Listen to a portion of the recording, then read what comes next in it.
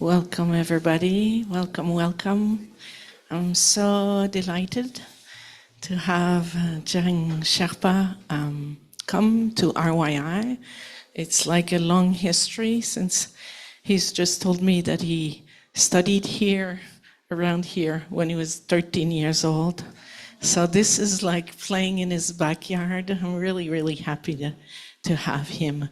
And for us, it's particularly special to have Tsherin come to this institute, Rangjung Yeshe Institute, because we're trying to bridge in many ways traditional teachings with contemporary inquiries, academic inquiries, and I think that's very much what Tsherin is doing, really working with tradition and contemporary questions. So this is a very special time. It's also related to our course. We have a Buddhist art course at this institute, and it's going on right now. So some of our students are online or here. I think for them also it's an important moment. I'm not sure if I need to introduce Tsherin Sherpa because he's so well known. He's an important artist, I would say ambassador for Himalayan art throughout the world. So traveling everywhere and talking about Himalayan art and in many ways Himalayan wisdom. So please welcome him warmly with me. Tsherin Sherpa. Thank you. Thank you, Diane. And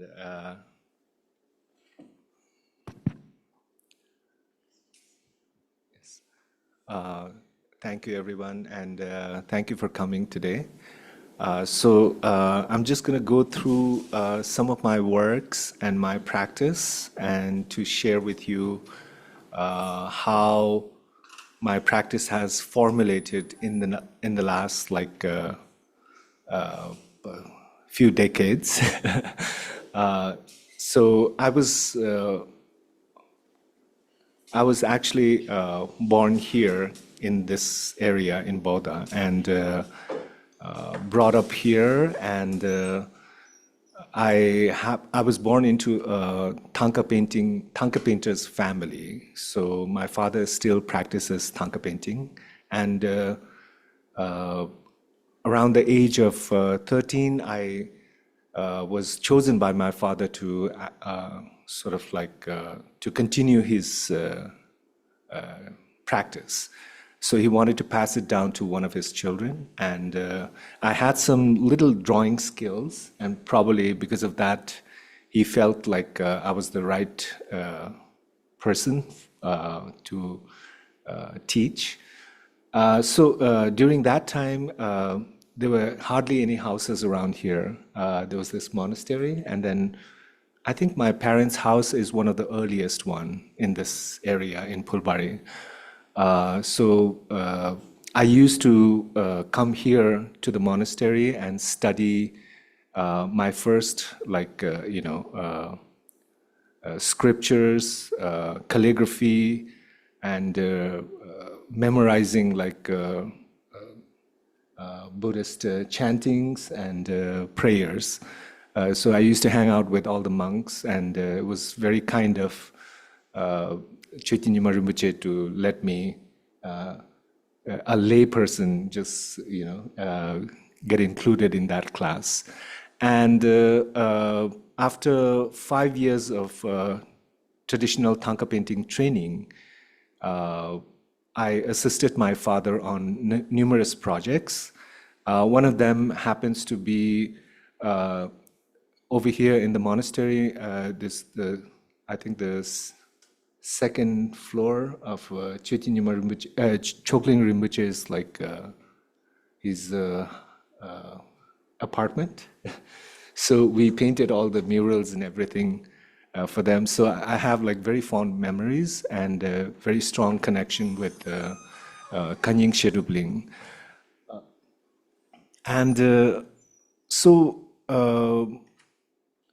I think when I was growing up, so I'm going to put the slide on also.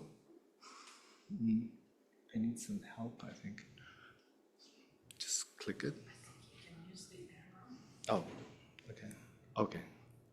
Thanks. So at that time, what was happening in Nepal, or specifically in Bodha, is that we had number of growing up, I would interact with lots of foreign students, foreign visitors here in Bodha.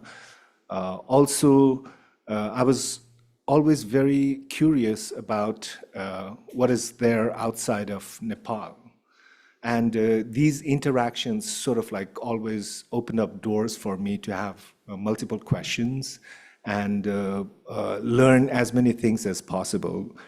And at that time, like traditional art, in my opinion, was also declining to some extent, in the sense like it appeared like it was flourishing because we had more shops, we had more factories, we had more shops in Tamil, Bodha.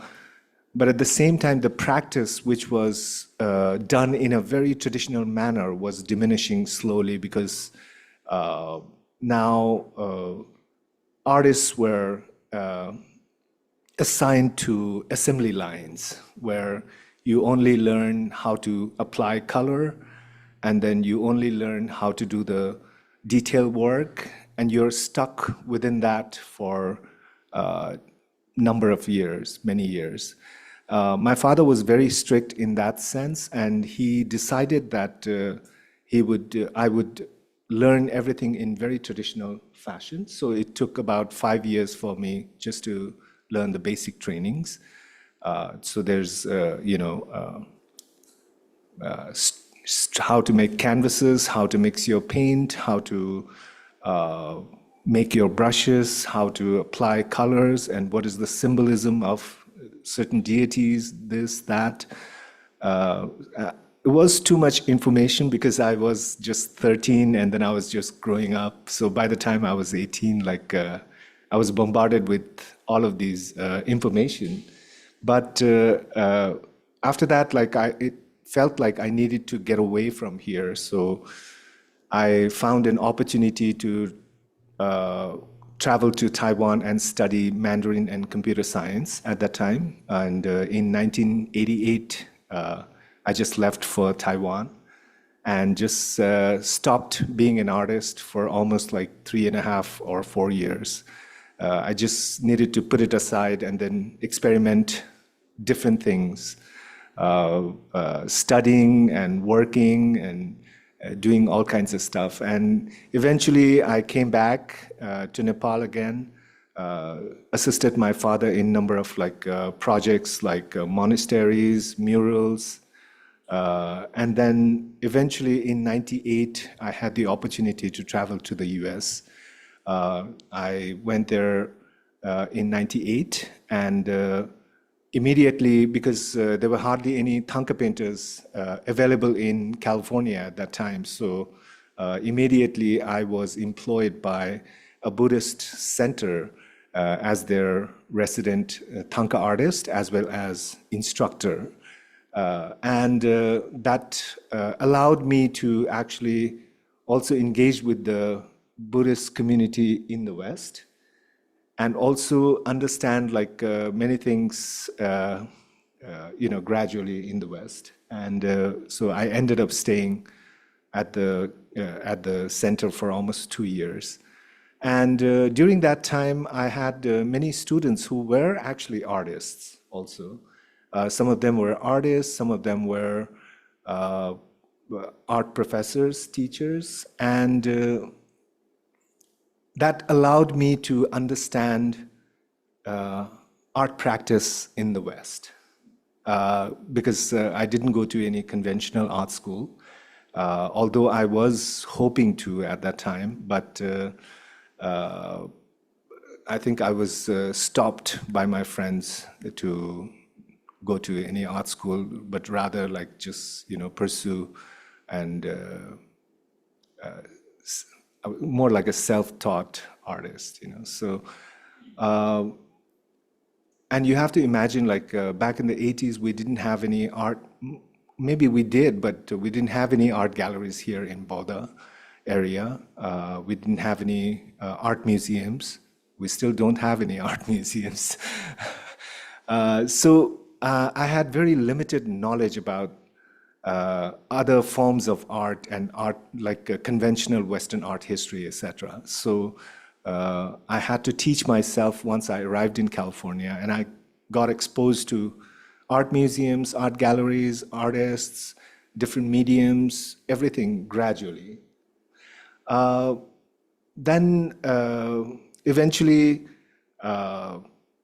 yeah, the mode of survival at that time was I used to get commissions of thangkas by Buddhist practitioners in the West, and they would commission me works, and I would just create them. At the same time, also get the opportunity to visit like art galleries, museums, and see what's happening. A turning point came in my career around 2003-4. There were two major exhibitions in the Bay Area where I was living. One was Mahjong. The exhibition was titled Mahjong, Contemporary Art from China.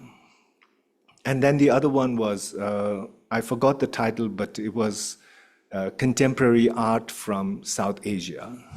So these two were very important exhibitions that sort of changed my perspective. I used to think that I can never be a contemporary artist until I go to a conventional school or something like that. But when I saw works by some of the artists, like, for example, artists from Pakistan, India, who were trained in miniature, Persian miniature paintings or Persian miniature arts, and how they were able to use the traditional technique to convey contemporary concerns, you know, that was fascinating for me. And also I saw that same thing with the calligraphy or, you know, Chinese brush painters, ink painters, who were trained in traditional techniques, and then they were using that medium to convey contemporary issues or concerns. And that sort of gave me a lot of encouragement, and I felt that maybe I also can use my traditional technique to share my experiences or my stories with the audience. So started educating myself in art history, etc., and started visiting more and more galleries, etc. So I just want to share with you, this is one of the last thangka that I painted in California. That was around 2005-6.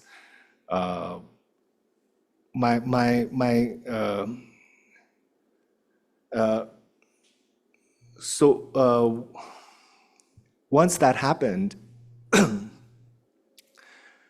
my goal was, I guess at that time, was to have one of my thangkas in a museum, because I always saw all the thangkas that were in the museums were from 19th, 18th, 17th centuries. I didn't see any artwork or thangkas created by artists who were still alive. And I started having this conversation with the curators at the museum also. Why are we only focusing on art from the past? There are a number of living traditional artists who should also get the opportunity to showcase their work or also get acquired by museums. So once I finished that, once I accomplished that, I guess, so at one point the museum sort of commissioned me to do the painting, and this was the last painting that I did. And after that, I felt like maybe I need to explore further and see what I can do, since I was already like influenced a little bit by two of these major exhibitions. And but I was always a little bit scared and very critical of myself, knowing that I had never been to a conventional art school. So I used to get a lot of advices from my friends who were art professors, and eventually that led me to experiment something in my own. And but before that, in 2003, I was also commissioned by Jamba Juice, because they found out I'm a thangka painter. So Jamba Juice franchise of a juice company in the US, they actually commissioned me 3 marketing posters for their nationwide campaign. So every store was going to have posters of my work. And that was a little bit intimidating, but at the same time, was very exciting also. And they wanted me, the advertising poster looked like a thangka, but replace everything with mundane stuff like, glass of juice or fruits or whatever the ingredients that goes into the juice. During that period, I had the opportunity to understand like how companies or marketing departments target consumers. So the phrases, and that was a new world to me altogether, and it was very exciting. And I used to live in Oakland at that time in California, and I used to remember like whenever here in Bodha, from my parents' window, if I looked out, I would see lots of prayer flags and things like that. But in Oakland, when I open my studio window, then I see a giant billboard, So that was kind of a interesting dichotomy for me. And I wanted to create something. I think I was probably trying to explore my experience of being away from home in a new place, and how I am going to, how I'm going to negotiate myself with this situation. So this was the first work that I created. This is titled Modern Prayer Flag. And so in prayer flag, we normally have like in the center, there's lungta or some deity, and then there's lots of prayer in the back. And I wanted to create something like that, but in a contemporary context. So, sorry. I pressed something wrong. Okay. And what I did was I went on Google, searched for marketing slogans, and I noted down all the different marketing slogans, and then I created a text that looks like Tibetan or Nepali, but it's actually English. And I put all the text in the back, and it says something like, buy one, get one free, food for your busy lifestyle, lose weight in, I don't know, 2 weeks or something. So that was kind of exciting, humorous, but at the same time, that was the situation I was in, Also, it was the time when I was learning so many things, because it was my first time ever in the West. And I still remember this experience. Like, I keep on sharing it with friends whenever I get the chance. I remember one time going to buy milk in a supermarket, and I just couldn't find milk. They had half and half, they had low fat, 2%, non-fat, but it didn't say milk, So that was the experience I was going through. And I think what I'm trying to probably share here is the fact that when you are due to like various reasons, like economic reasons, for education or whatever. When you are traveling and then you are going to a new place, new environment, and how do you negotiate that experience? And probably the idea of displacement to some extent. I was probably exploring that. So this was one of my first works. And then I was also recounting my own experience as a thangka painter in the US. I was like, my father happens to be a very, very strong traditional practitioner. When he paints, like there's a lot of recitation of mantras, and every morning he does lots of prayers and all the rituals and everything. Meditation, everything. And me, I was there I had just studied how to create a work, but I guess I didn't have that spiritual quality infused in my works. And at the same time, when I looked back as a contemporary artist, when I looked back into my own practice, the thangkas that I was creating was becoming more of a commodity rather than like a meditational tool, because people always assumed like I am a thangka painter, I'm from Nepal, I must be very meditative, and people would ask me like do you feel very meditative? This must be a very meditative experience for you, But I knew deep down inside, like it was not true. It was more like I was constantly thinking about my rent, my bills, and and I was constantly looking out for an opportunity to get a commission so that I can be secure for another month or so. And probably that's why also I left, I stopped painting thangkas. And I wanted to do something else, which is not like, a sacred object. I guess I had that devotion to some extent. So, yeah, Buddha as a commodity, that was my experience. And I wanted to actually probably bring it out, face it like, face to face with my own self. And after that, around 2008, 2009, I was awarded Himalayan art residency by the Rubin Museum in New York.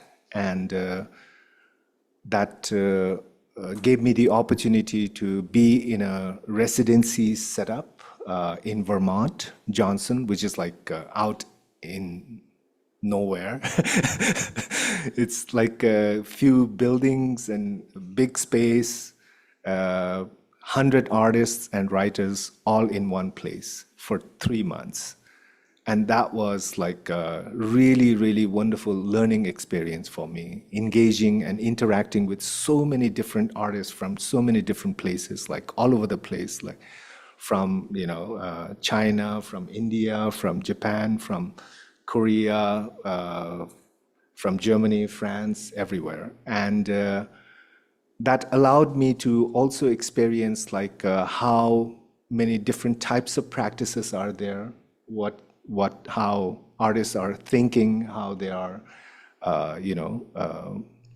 creating their work, the process, everything. And I was required to create some new works for that residency. And I wanted to go back to my childhood memories. I had that nostalgia from Nepal still in my head. And I wanted to recount my childhood memories and see what I can bring in, So then I remembered like my grandmother, my father's mother, who happened to come from Tibet. So she used to tell me a lot of stories when I was growing up about like, the Himalayan mountains, spirits in the mountains, nomadic life, and the belief system where we believe there's a spirit in nature, like why the lakes have to be kept clean and why we have to worship like certain deities who are supposed to be the spirit of that locality. So I was imagining like what happens to the spirits if everyone left that region? Like, do the spirit follow the people or do they still stay there? You know, for me, it was maybe the spirit. I mean, I was trying to think logically, so I assumed spirits are a collective mental belief attitude, a phenomena that we create collectively. And if we are traveling, definitely, I was assuming that they will also travel with you because they're basically your mental, phenomena. If that is the case, then how do they readjust themselves in this new environment? Like myself, maybe they are also, how do you say, having to deal with all these alien things to some extent. One was that. And the other thing was, again, I was also simultaneously trying to break the Shangri-La notion. I remembered when I was once invited by the Asian Art Museum to do a demonstration program in San Francisco as a thangka artist. At that time, I was still painting thangkas, and there would be audiences, and I'm doing live demonstration of thangka painting. It was a month-long residency program. And during my lunch hour, I would have like, chips and sandwich and Coke. So audiences will be around and I would just like, eat. This is lunch hour. I had a sign like, and then I would just eat my thing.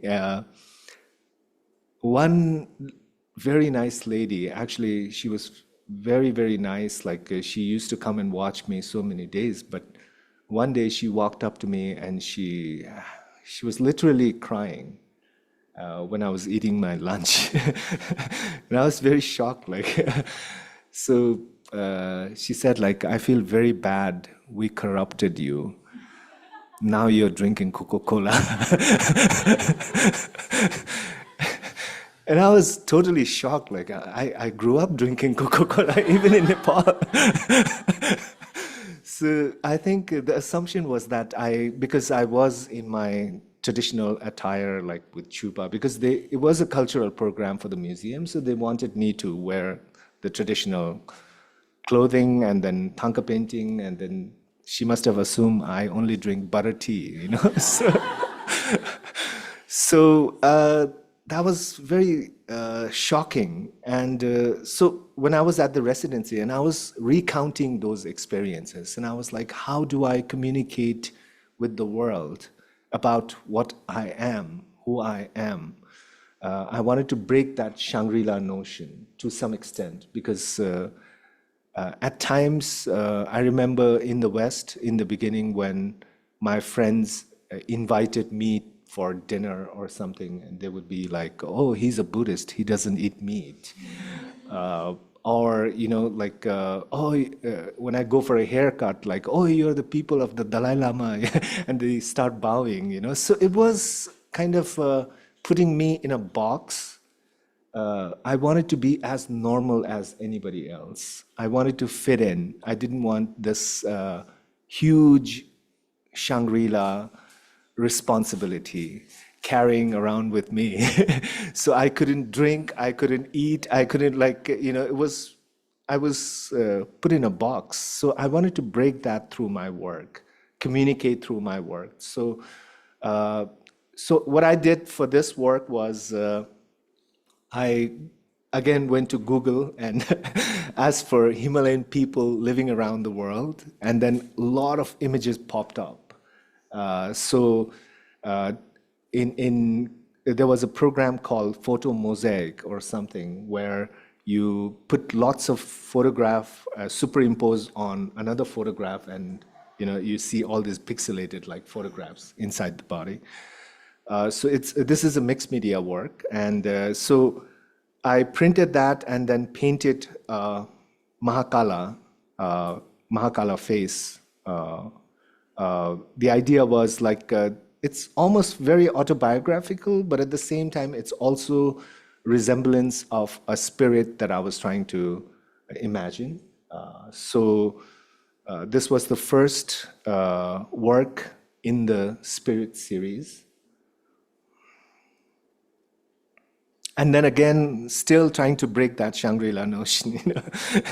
I'm trying to, I Google for lots of pop images, like, all the things that we see in the advertising world, in like, comic, news, whatnot. And I combine them all and put them together with the figure again. So all the time, what I would do is I would take a photograph of my own body in a different posture, and then I would use that as the reference for the body of the spirit. And then the head is always like some deity, because it felt at time like, the Shangri-La notion, the connection is that people were trying to project deity or God onto me, and I was trying to break that.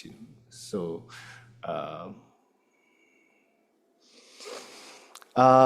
by this time, this is probably around 2014. This was created. I had an exhibition in Berlin, and I also curated that show in Berlin, and I was also one of the artists participating. And at that time, I was also listening to a lot of news and information, because I wanted to be updated. I assumed like that's the way to be updated. So I would have NPR, National Public Radio, in the background, like just listening to all the news and information and talk shows, and I would be painting, and I think my only niece. She was growing up, and she had come to visit me in the US, and she was like, I think, 9 or 10-year-old or something. And in the news, like you hear so many, depressing things. There's not so much like good things in the news. Always war and destruction and famine and calamities and whatnot. And that sort of like strongly impacted my work also. And I was thinking, what kind of a world that we are leaving behind for this upcoming generation. So I collected a lot of pictures of children from different parts of the world, and I incorporated that into the painting. And the spirits are also kind of like very suffocated or frustrated or something. And the painting itself was titled "All Things Considered," which is a program at NPR radio. This one is a very recent work. So after that, by 2015. I was beginning to come back to Nepal regularly right after the earthquake. Like I was here quite frequently, because there were lots of like tremors and things like that. And then eventually by 2018, I relocated myself here in Nepal. I wanted to be here more than in the US. And so these are some of the new works which has emerged from living here in Nepal. So very recent work. So in my practice, I have a few series that I have been like exploring for quite some time. So this was, the earlier one was the Spirit series, and then there is a Fragment series.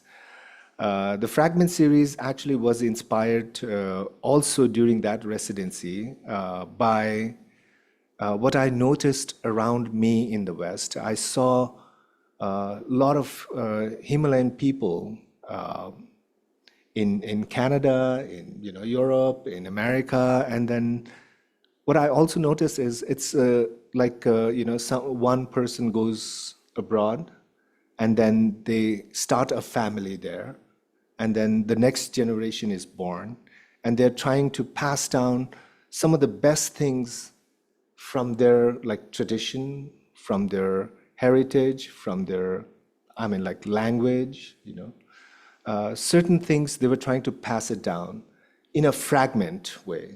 Like it's not a whole, but it's a fragment, but it's still very intact to some extent. And I wanted to express that in some capacity as a thangka painter or as someone who was trained as a thangka painter. So I would normally go to database of museums, and I would look at some of the old thangkas that they have. I would print them out and then crop them in fragments and then create this new abstracted form of the work. They never become one whole, still remain fragmented, but still it's you can sort of see like what is there, and this was was from my one experience in Dhaka, Bangladesh. Here it was kind of interesting that they invited the Dhaka Art Summit, which is one of the biggest art exhibition festival in Bangladesh. They invited me to participate in one of them, and I wanted to create a connection between Dhaka, my practice, and so what can be the connection? So I was researching a little bit, and I found out one of the Buddhist masters from 10th century, Atisha Dipamkara, was born near Dhaka. And he had come to Nepal, and then he brought one of the practices of chakra sambhara, which was exported to Tibet. And after so many generations, it came back again. And then we received these teachings here in Nepal. And I felt like, wow, this is interesting. So it had been 54 years since my grandparents had come to Nepal. So I created 54 fragments of chakra sambhara and created this work for Dhaka. This is a recent work, again, a fragment of Kala Chakra. Another thing was also like I was exploring the whole idea of method and passing down of tradition. Like when I was studying thangka painting with my father, it needed to be exact. So he would provide me with a sample, and I was supposed to actually, redraw that over and over and over for almost 3 to 6 months until it becomes almost second nature. And the more exact as your teacher's work you can create, you're getting better grades, right? So it was kind of frustrating at times because you couldn't I wanted to do something else, but I always had to hold back. Like I couldn't add or deduct or do anything. But as a contemporary artist, I was thinking about my experiences, and I imagined like what happens if I were to manipulate the form. Where is the form? Is it in the subject or in the object, So, and I was also thinking of my experience. I have to share this here once because being born and brought up in a Buddhist family, sometimes, and also being a thangka painter, sometimes you become so desensitized and the form is there, but probably the in-depth meaning of the form diminishes. Meaning, I always give this example. If I am walking on Fifth Avenue, busy street, and you're walking down the street and you see an image of Chenrezig or Avalokiteshvara. I would, like, being born in a Buddhist family, I would like immediately pick it up, put it on my head, and I would also probably scold the guy whoever dropped it and say, like, how dare they, and then probably completely ignore the guy, a homeless guy who's right next to the image. Because the whole idea of Chenrezig's image to me is to generate that compassion, right? And my focus is so much on that image as opposed to, having that compassionate thing flow into my thing. So we get sometimes obsessed by the image and probably lose the whole meaning behind the image. So because that happened to me so many times as a thangka painter, I would paint green Tara over and over and over, and I get so bored, like, because I can do it very mechanically without even feeling anything. And that was kind of scary. So probably these works, like the Protector series, is probably for my own, like, spiritual practice. I wanted to see what happens if I manipulate my, conventional, the practice that I'm very, very familiar with. I wanted to struggle and create something which makes me constantly think about the image and probably some energy behind it too. So that's why I wanted to abstract, like, some of these protector deities. And for some reason, I always have, like, a strong connection with the Mahakala. Growing up, like, my grandmother used to take me in downtown, like 20 km, to the Mahakala, where we, offer beverages. And then it was always kind of a little scary kind of a temple I found as a child. But at the same time, I started creating a very strong bond with the Mahakala. So yeah, I started working with Mahakala again. So abstracted it, and then I think it made me aware of what I'm doing. It's sort of like because the form was something different than what I'm familiar with. So over here again. Even more abstract. Some of these works are titled, "This is not a Rorschach test." And then I also wanted to play with the mudras, like to see what happens, like if I were to, abstract it in some capacity, to see what happens if I manipulated the form. How are we doing with the time? We're good? Yeah. Okay. Thank you. And this one, like, I normally don't incorporate architecture in my work, but this one was done right after the earthquake. So I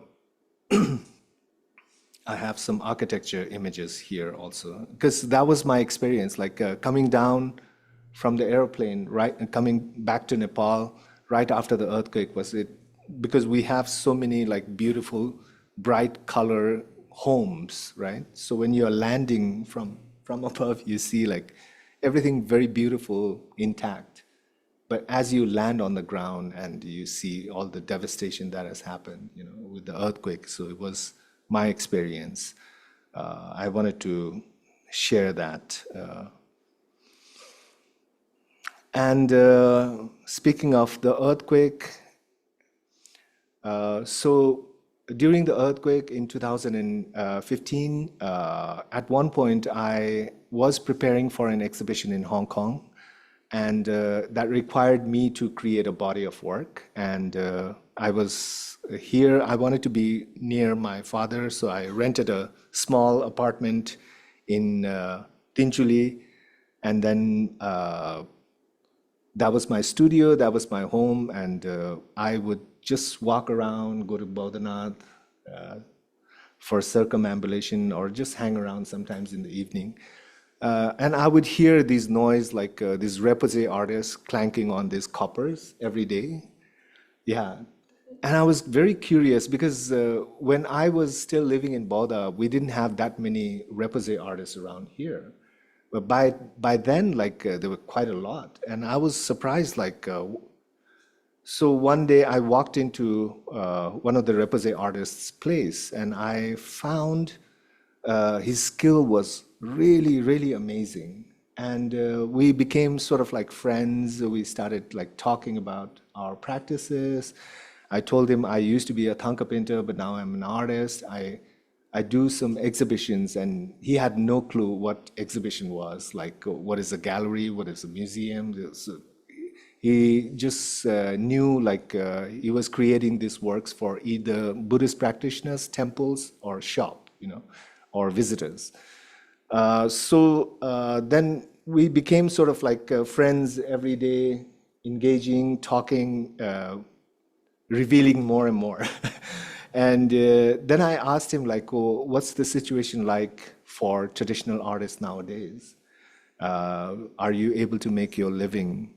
Are you able to continue the practice? And he told me, it's very difficult because the quality of the work he had, the skill set was incredibly amazing.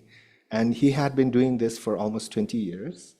What he told me was it was very difficult to compromise on the quality, but at the same time, the people who were acquiring his works or the shops or visitors wouldn't understand or couldn't differentiate between the quality, the good quality and a mass-produced work. So yeah, he told me a very sad story. Like he said, like I'm going to stop doing this because I have, the Nepali tradition where the brother has to, marry off their sister or whatever, and I need to make enough money so that I can like marry off my sisters.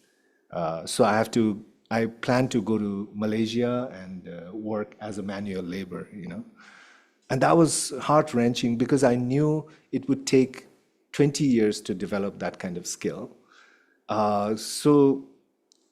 And I had also met many thangka artists in the US, some working at gas stations, some driving Uber, some like completely detached from the tradition. And right after the earthquake, my dad and I were also having this constant conversation about like, my father was curious, like, do we have enough highly trained artists to restore all of these like destroyed monuments, destroyed artworks? And I didn't know. So that was like a big question mark. So when I saw this, I wanted to say something. I had never like collaborated with anybody in my life before. I was painting my works all by myself, and then I proposed to him like, I will commission you a nice work. I will do all the designing and everything, and you and I will sit down, and when you are working, I will guide you what to do. I have this idea, like maybe this will work. And I told him like, I do exhibitions outside of Nepal, and maybe this might help you in some ways. Because in Nepal, if we do exhibitions abroad, then it's like a big deal. I think in Asia it's kind of quite normal there. So then he agreed to create this for me, and then we collaborated on this together. And then I wanted to create a work commemorating all those who passed away during earthquake, and also basically it's titled Wish Fulfilling Tree.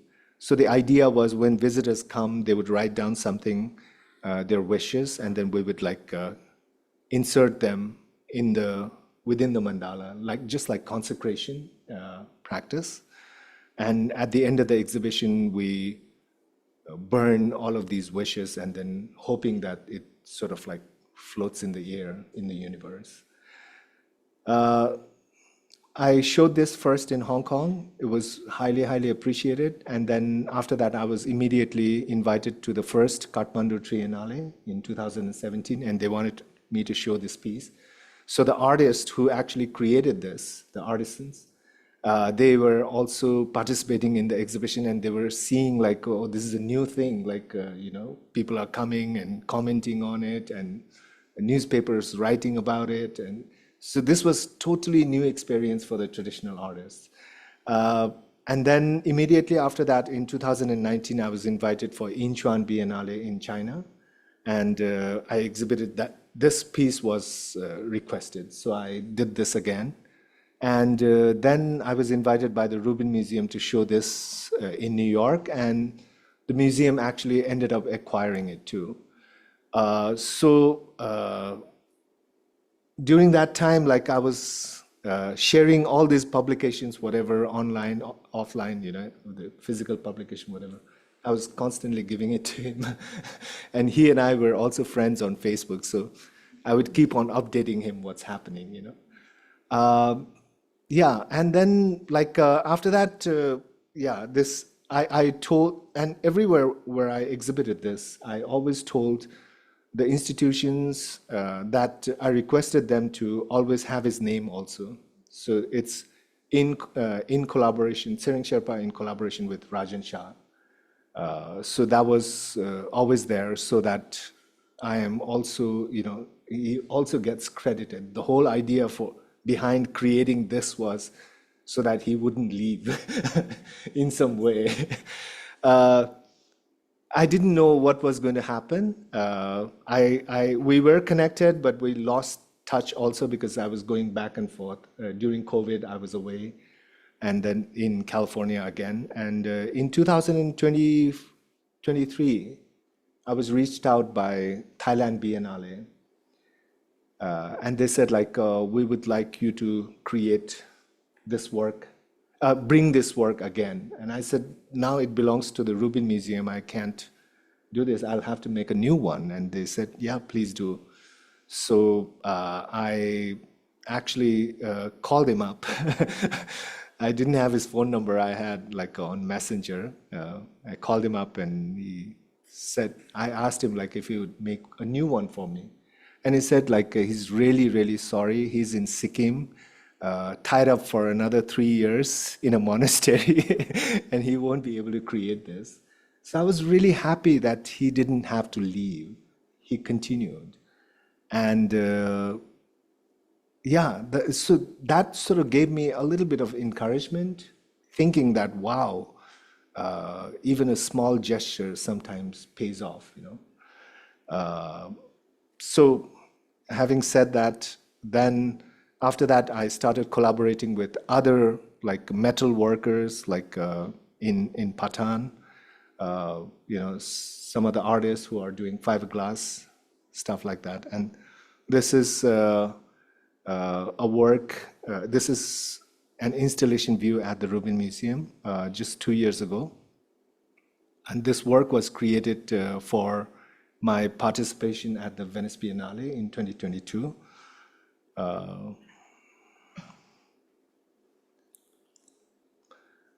And then I also found out from another friend who owns a design house here in Nepal that we are losing our traditional connection with the carpet industry.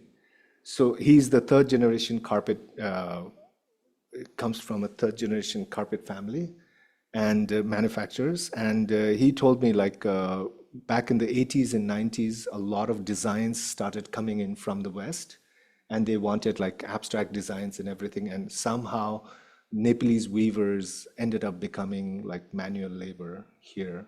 And they lost complete touch with the traditional, motifs and icons and everything. So then we collaborated on some contemporary expressions of the traditional design, and we created some carpets. I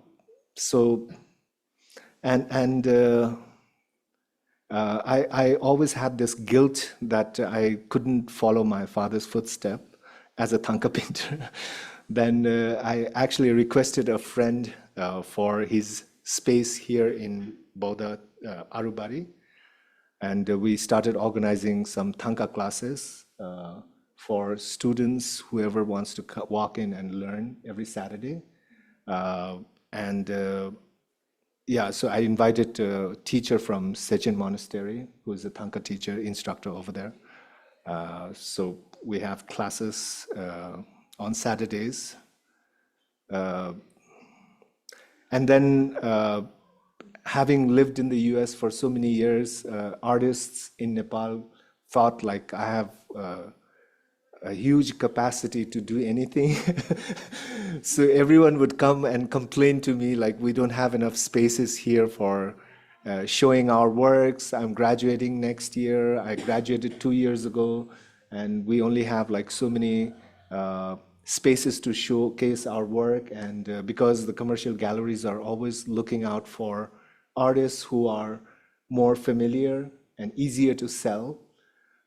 So then we created a gallery in Lazimpat. I was able to do that because I don't pay rent in cash to my landlord. He's a very dear friend, and he actually appreciates my work. So we started bartering. Like I would create a painting for him, and the rent gets like, yeah, for so many years. And because he was willing to do that, I'm able to continue that for the last like almost 4 years now. So we have a space in Lazimpat. By the way, I also want to announce like we have a new show coming up. It'll be open to public from Sunday onwards. So please visit the gallery if you can. And some of the participating artists are here. They just arrived from Dharamsala. There are 4 artists who are showing. And if you can, if you have time, please visit. I'll also have one of the announcements like on the board later. Yeah. And just a few installation shots from my exhibitions.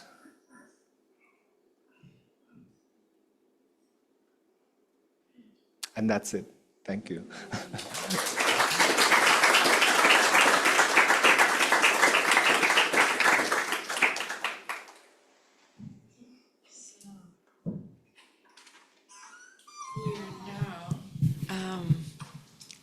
We are now at the question and answer period. So any comments or questions from the audience? Anyone would like to show appreciation?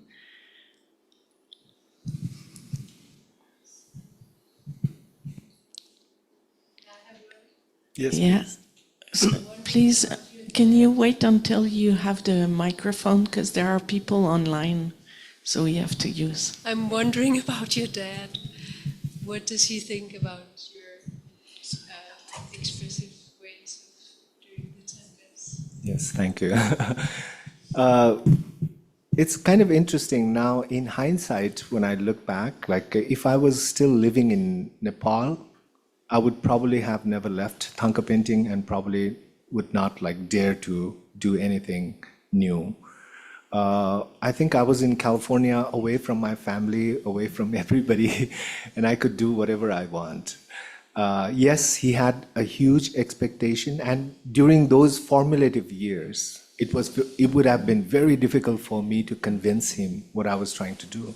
But now, like with my work also, I am a little bit crystal clear what I am doing as an artist, what path I'm following. So when I told him that, when I was sharing it about it, and also when he saw my wish fulfilling tree was exhibited here in 2017, when audiences were engaging with the work, and he was very, very happy. So now he's convinced and very happy.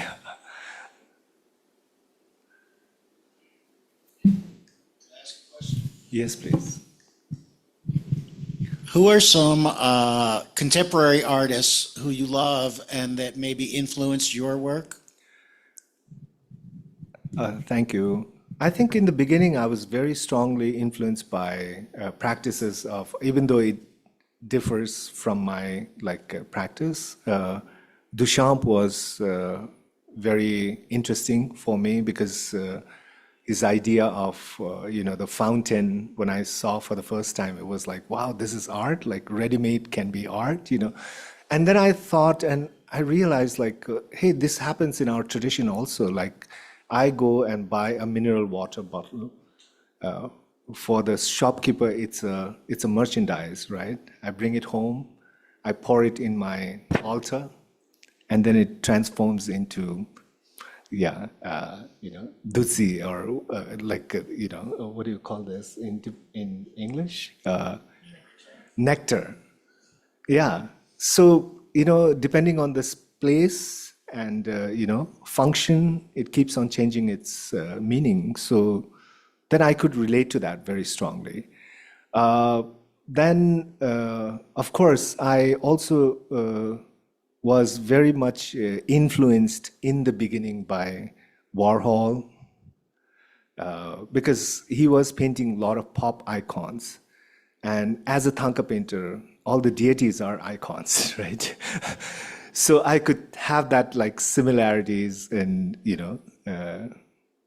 so other than that, I actually appreciate a lot of artists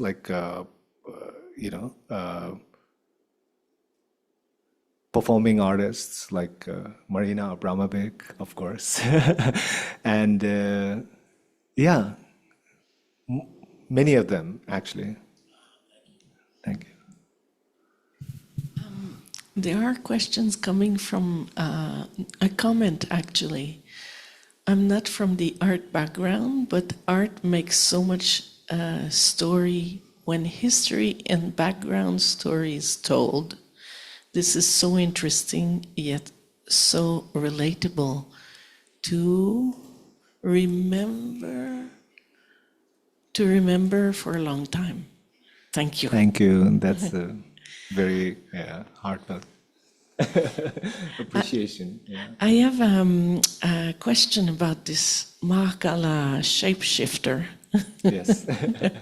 I think it's interesting how form, but I wonder how form can transform, and yet is there that keeping of an essence for you in that Yes. swirling? Yes. I think it's always there. Especially the Protector series, I think I was thinking about, I was creating the Spirit series, the Fragment series, and then I felt something was still incomplete. I wanted to do something, not just about sharing experiences, but I wanted to go internal and see what happens if I could create something that is completely for me. For my own, let's say, pursuit, to see what happens, And later I think it's kind of interesting. I feel I'm more Buddhist after I became a contemporary artist. Because I think you become much more conscious of your surroundings. At one point, when I was still a thangka painter, I was constantly thinking about the form, how not to break rules. And that was my most, that was my focus. Whereas today, I have this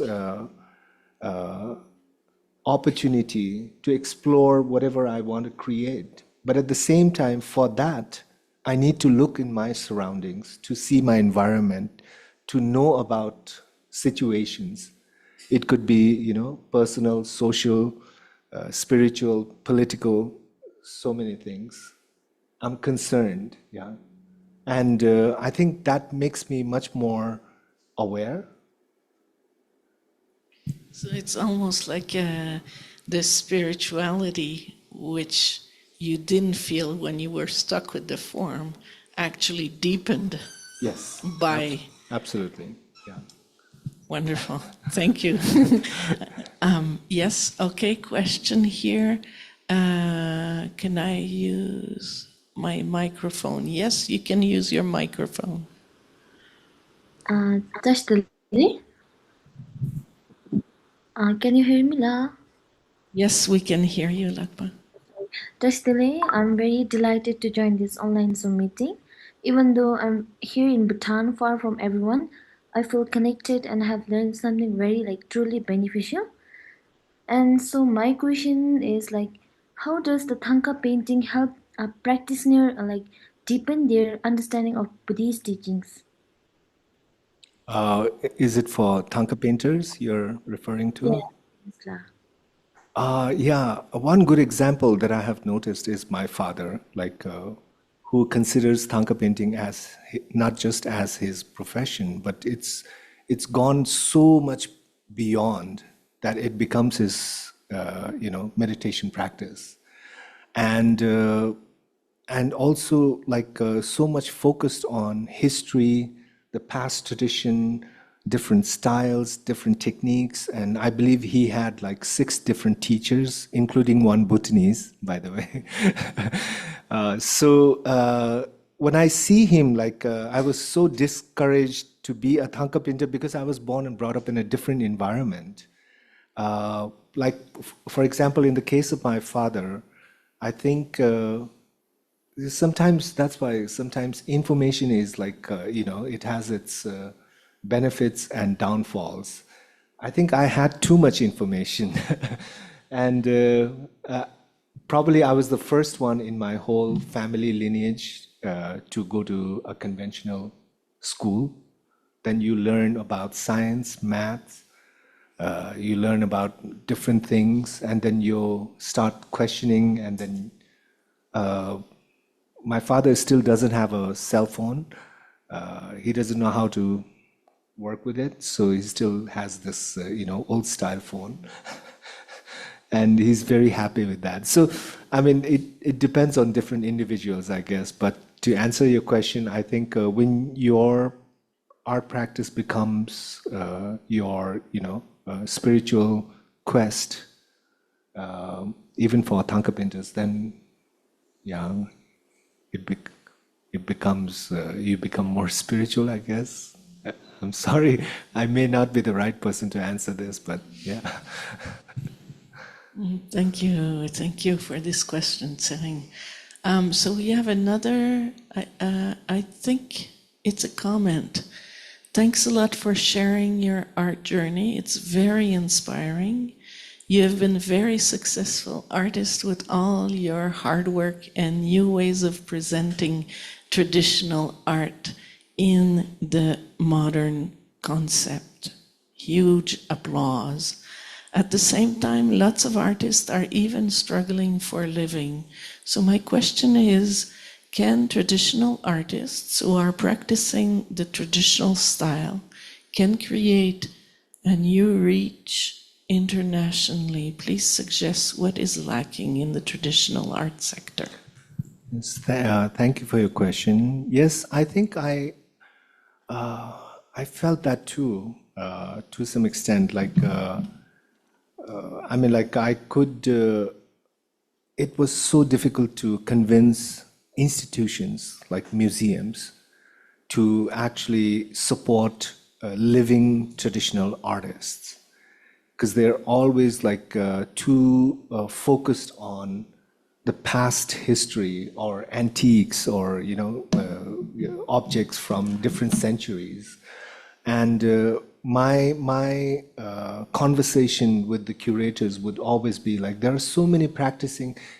You want to support a living tradition which is not dead yet. Like, it is a ongoing tradition, and if they can support this, it will continue. Otherwise, they'll just become like me. They'll just veer away to do something else.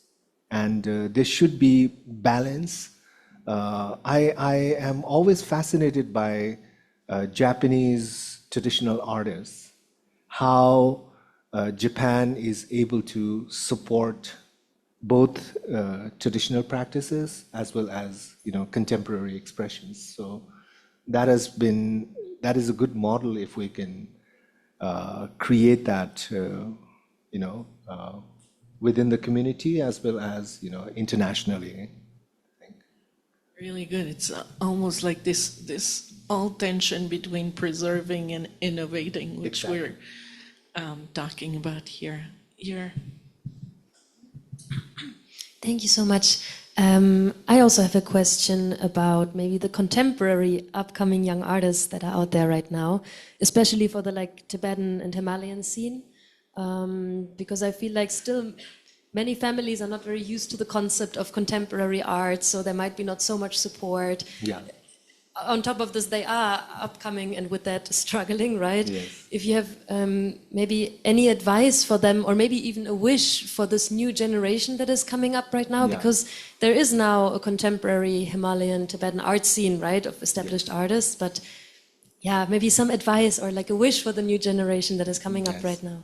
It's definitely. I think we have to be supporting that. We have to support them collectively, and that is why, just starting a small art gallery or even events like this. I believe we're going to have some program with you guys in August, right?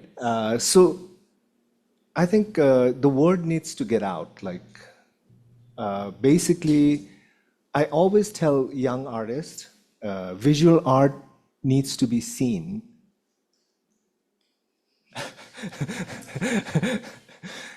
And we have to create platforms for it to be visible. And yes, in our own small way, each of us should work towards that. Of course, it's very, very important as time passes. It's very important for us to have that evolution of contemporary art scene. And, I know in Dharamsala, I know it must be very, very difficult. I was asking some of the artists here, and they have a very small community. I even heard a joke from one of the artists who says, how many artists are here in Dharamsala? And it's like 4 or 5. And if there were to be an earthquake or something and the building collapses, so this is gone, right?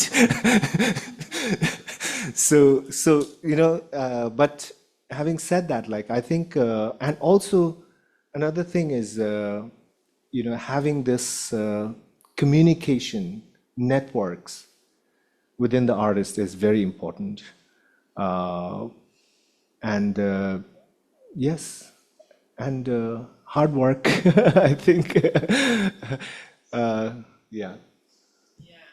I think there are natural partners where this collaboration creates a dynamic. It's almost a movement, and I feel like there is a real sense of that movement is right here in Nepal, making Yes. connection between research, between artists, between curators, between museums, and Exactly. it's starting to happen, and there is that wanting, that desire that is happening. So I think we should stay tuned and really Yes. hold that collaborations going, and that enriches the whole discussion, right? So yes.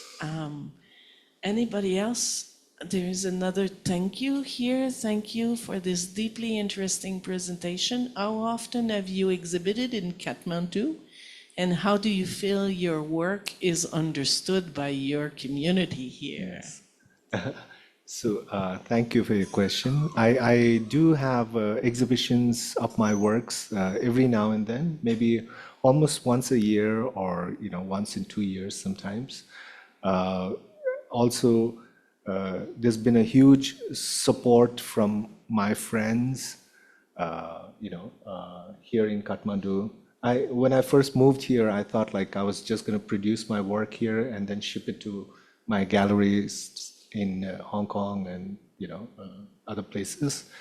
But now I know there's a very strong support system by very close friends and who are also very enthusiastic about the whole art movement.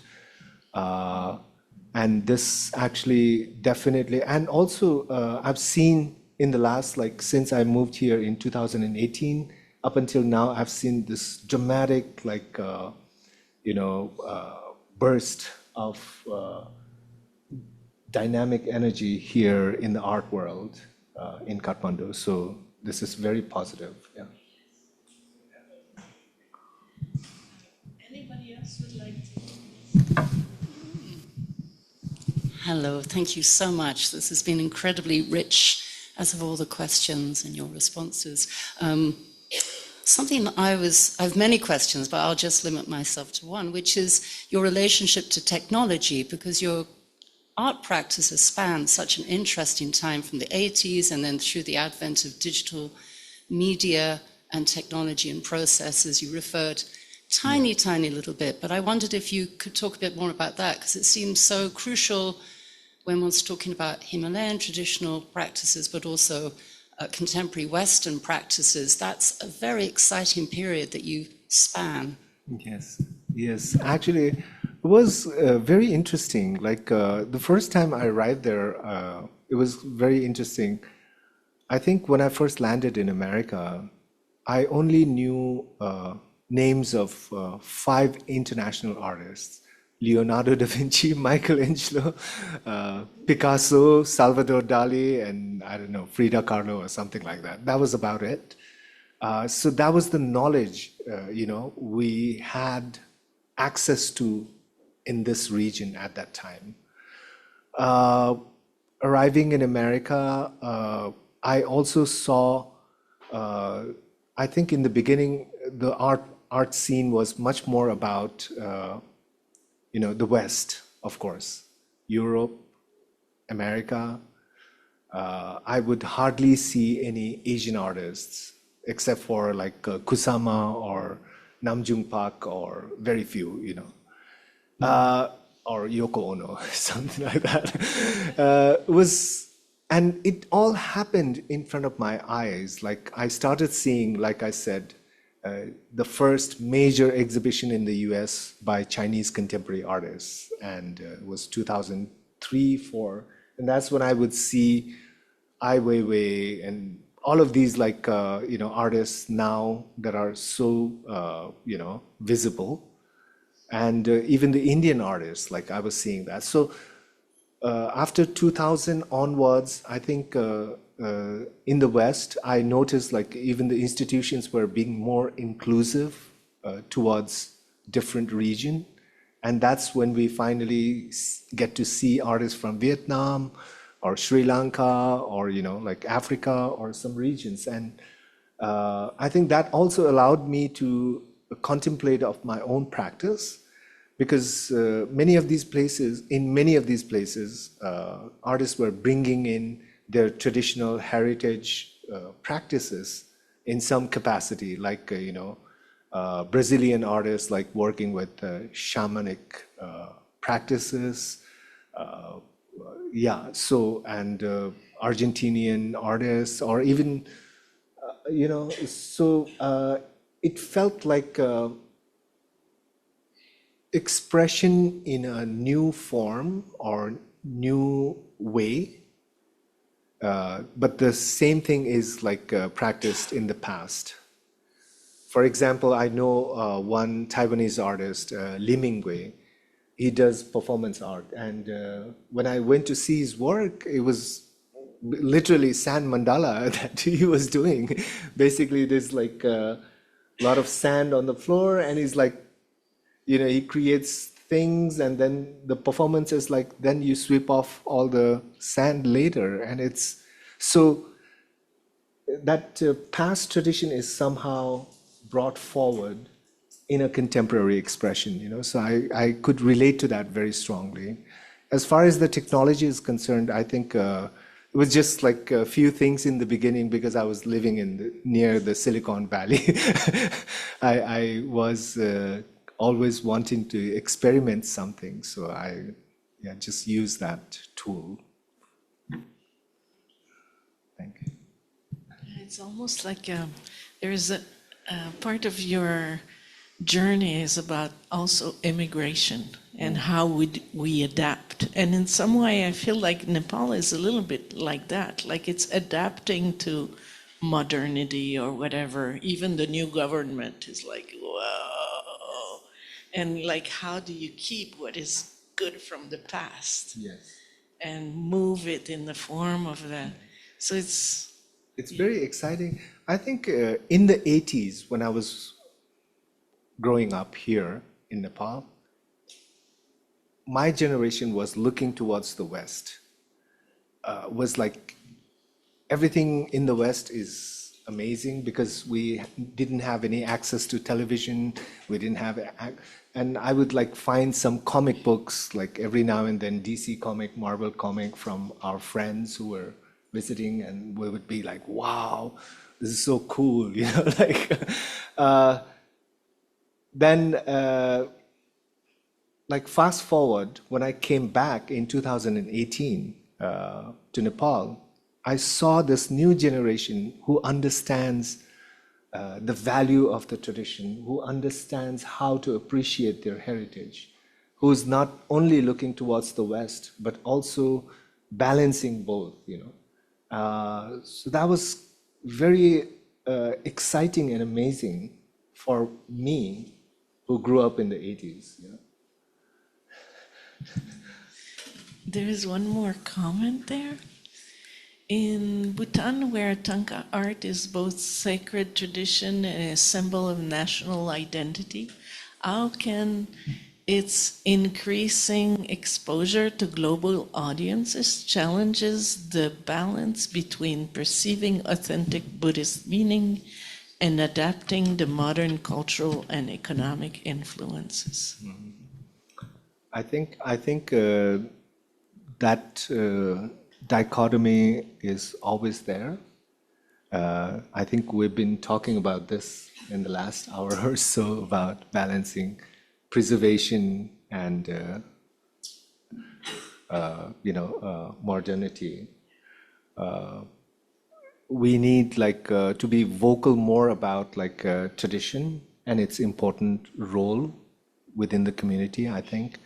Also, I feel very positive because there's a new generation, like I said, who understands heritage and who appreciates the heritage. So most probably, this will play some very important role in the coming days. Yeah. I also get that sense from students here, Nepali students, Newar students, who are really kind of, how do you say, embodying tradition, but also with a vision of being in their time. So it's really wonderful. So yes, one more question and then we'll close.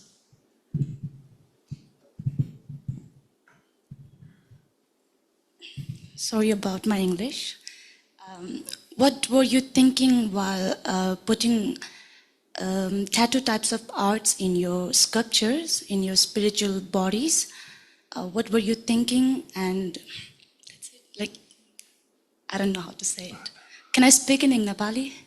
हजुरले के सोच्दै हुनुहुन्थ्यो तपाईले हजुरको spiritual आर्टमा tattoo टाइपको बनाउँदाखेरि because हाम्रो traditional टाइपमा चाहिँ ट्याटू टाइपको चाहिँ राम्रो देख्दैन भन्छ मान्छेहरूले हजुरले चाहिँ के सोच्दै हुनुहुन्थ्यो र त्यो बनाउँदाखेरि स्कल्पचरमा राख्दाखेरि के सोच्नुभएको थियो? Actually, it's not really. So, okay, going back to probably if I show the slide, then I think I can talk about this properly. So, you're probably referring to something like this, yeah? So this started like, again, I think it connects with what we were talking earlier. So if you notice my images from before, most of my spirit characters, it's empty. I think I was feeling very hollow when I was living in the US, really, because I felt like betraying my tradition. I felt like I think that guilt was somehow there all the time. But later, after I came back to Nepal, earlier I was mentioning, I started meeting this new generation who's very appreciative of the tradition, who understands value, who can function very fluidly in two different worlds. I met people, friends, who are so cosmopolitan. They can be in New York, London, anywhere, and here in Nepal, in a Buddhist monastery simultaneously. And that was amazing because I felt they're always carrying this like identity in themselves. So the spirit, even though the character, in the beginning it was more about myself, it was more autobiographical. Later it's about the people from this, region. Himalayan spirits, I started calling them. They're like the reflection of the Himalayan people.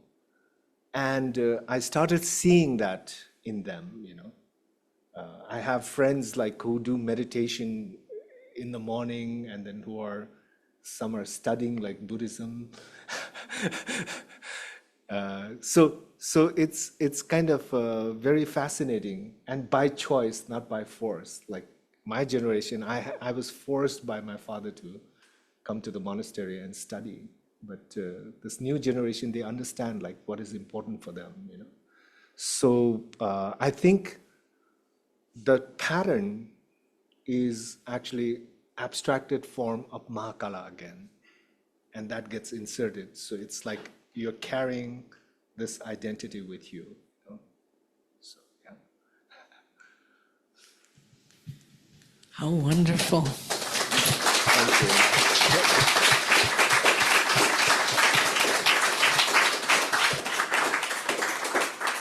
Thank you so much.